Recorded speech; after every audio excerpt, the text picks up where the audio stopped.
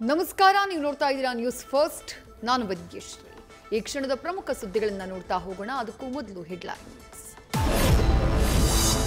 ಐಶ್ವರ್ಯ ಗೌಡ ವಿರುದ್ಧ ವಂಚನೆ ಪ್ರಕರಣ, ಮಾಜಿ ಸಂಸದ ಡಿಕೆ ಸುರೇಶ್ಗೆ ಇಡಿ ಸಮನ್ಸ್. ನೋಟಿಸ್ ಬಂದಿದೆ, ವಿಚಾರಣೆಗೆ ಹೋಗ್ತೀನಿ. ಐಶ್ವರ್ಯ ಗೌಡ ಜೊತೆ ನನಗ್ಯಾವುದೇ ವ್ಯವಹಾರ ಇಲ್ಲ ಎಂದ ಡಿಕೆ ಸುರೇಶ್. ಕೇಂದ್ರದ ಜಾತಿಗಣತಿ ಸಾಮಾಜಿಕ ನ್ಯಾಯಕ್ಕೆ ತದ್ವಿರುದ್ಧವಾಗಿದೆ. ಆದಿವಾಸಿಗಳು ಅಲಕ್ಷಿತರನ್ನ ಗಣತಿಗೆ ತೆಗೆದುಕೊಂಡಿಲ್ಲ.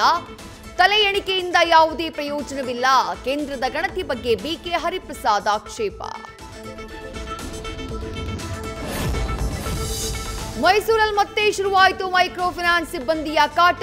3 ಬಾರಿ ವಿಷ ಸೇವಿಸಿ ಬದುಕಿ ಬಂದರೂ ಮಹಿಳೆಗೆ ತಪ್ಪದ ಕಾಟ.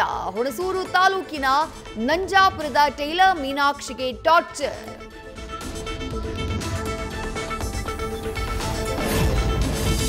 ಗಂಡ ಸಾಲ ಮಾಡಿದ ತಪ್ಪಿಗೆ ಹೆಂಡತಿಗೆ ಶಿಕ್ಷೆ. ಶ್ರೀಶಾ ಎಂಬ ಮಹಿಳೆಯನ್ನ ಮರಕ್ಕೆ ಕಟ್ಟಿ ಹಾಕಿ ನಿಂದನೆ, ಅವಮಾನ. ಆಂಧ್ರದ ಚಿತ್ತೂರಿನಲ್ಲೊಂದು ಅಮಾನವೀಯ ಘಟನೆ.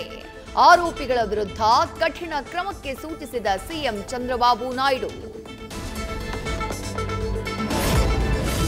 ಇರಾನ್ ಇಸ್ರೇಲ್ ಸಂಘರ್ಷದಲ್ಲಿ ಸೇನೆಯ ಮತ್ತೊಬ್ಬ ಟಾಪ್ ಕಮಾಂಡರ್ ಹತ್ಯೆ. ಇರಾನ್ನ ಸೇನಾ ಮುಖ್ಯಸ್ಥ ಅಲಿ ಶದ್ಮಾನಿ ಹತ್ಯೆ. ಟೆಹರಾನ್ ಮೇಲೆ ನಡೆದಂಥ ವಾಯು ದಾಳಿಯಲ್ಲಿ ಶದ್ಮಾನಿ ಮೃತಪಟ್ಟಿರುವ ಬಗ್ಗೆ ದೃಢಪಡಿಸಿರುವ ಇಸ್ರೇಲ್ ಸೇನೆ. ನ್ಯೂಸ್ ಫಸ್ಟ್, ನಿರ್ಭೀತಿಯಿಂದ ನಿಮ್ಮ ಪರವಾಗಿ.